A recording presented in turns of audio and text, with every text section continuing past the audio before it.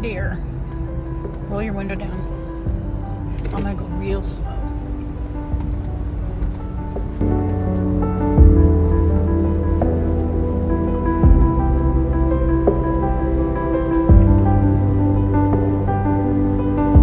They went off through here, right? Right there. Wow. How the hell did they disappear? Maybe it was through here. Alright, we'll keep my camera. The video's going.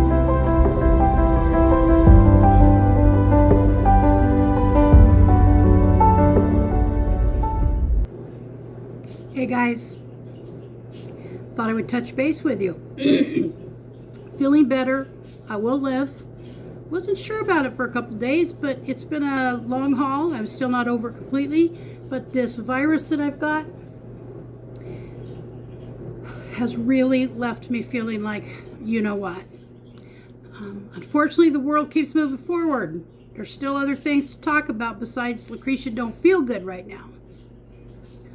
So we got a lot going on in the world, and I'm sure you all are up to date on that as well.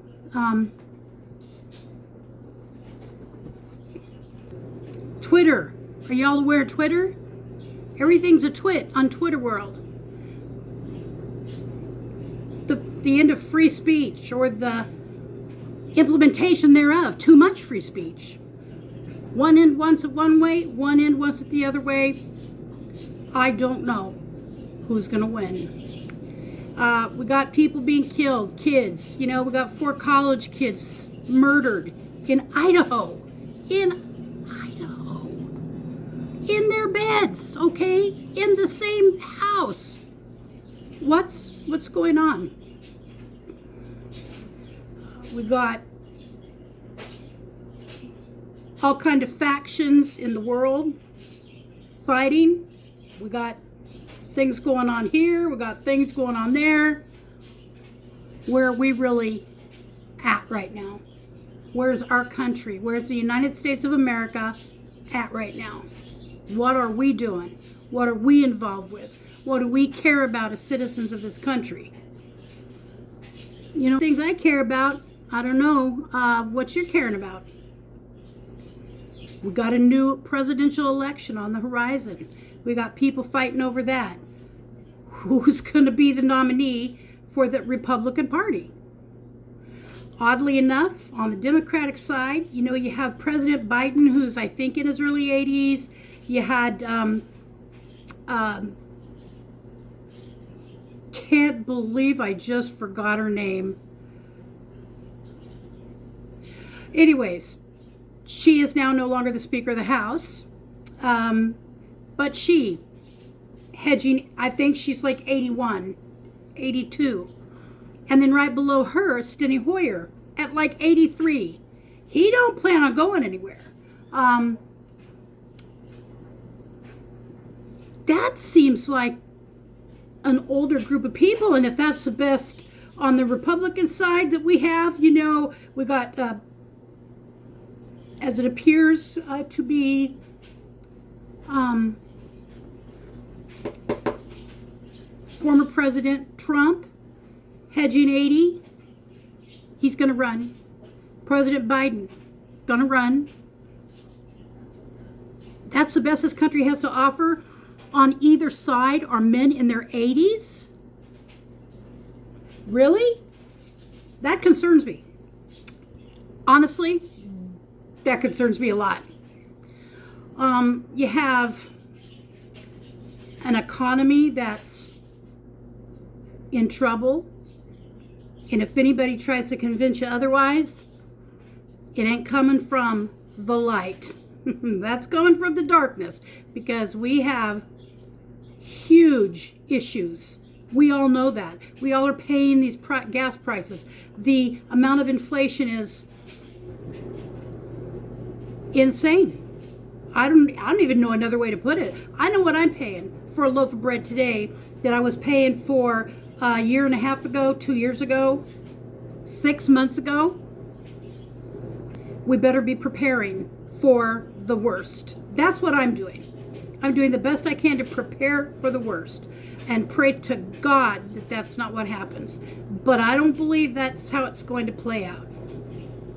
You know, we have elections that are still uncalled. I really can't even imagine how in this country we still have elections uncalled. There's some things to talk about. There's some things that we need to make decisions on. Who we want to have in power, who we want to lead the country, which, if I listen to certain people that I trust and I actually love and respect, there's just nobody fit for office of any sort. You know, the problem is that we live in a country where money is part of the exchange of goods and services. I don't believe I'm going to be able to find a way around that to some degree. So I'm hoping that people are taking care of the things they need to be taken care of. Home, making sure our homes are in order. Mine is not in order yet. It's not in order. I don't know what to say. It's just not. I have many things left undone. I've got like little dangling ends, you know, here and there and everywhere. I try to stay out of the conflict of Facebook. You can tell me how to do that. Other than just not engaging. Because I got opinions based on my own life experience. I haven't made it 61 years without having some experiences. However, I do find hope. And the hope for me is always in human beings. I know, please, no hate mail for that statement. There are still good people left in this world. There are still good people who are going out on a limb and helping other people. There are people who are literally physically helping other people. I watched a YouTube creator that I love, Living Life with Letty, and she is a quite disabled lady with not osteoarthritis, but the other arthritis that's really debilitating. She's got very debilitated hands and needing to even use a riding wheelchair. Well, the cover on her wheelchair was blown away on her way to Quartzsite, where she was stopped at one night, and she could not go after it. Somebody stepped in and helped her. Somebody else went after it. Helped her out, you know, something they didn't have to do. There are places that are trying to help people with food. I even got a food box recently. Yeah, I did. I would have survived without it, but it was helpful.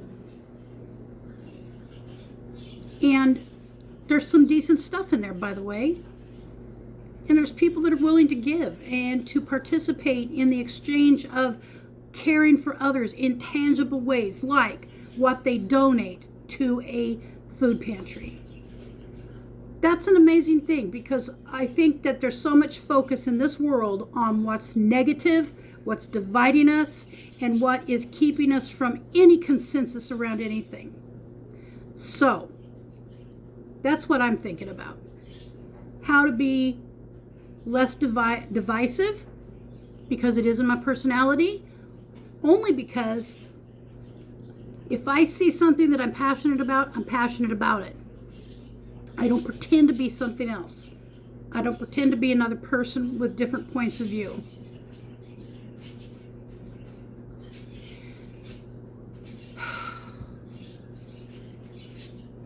I hope that you'll join me.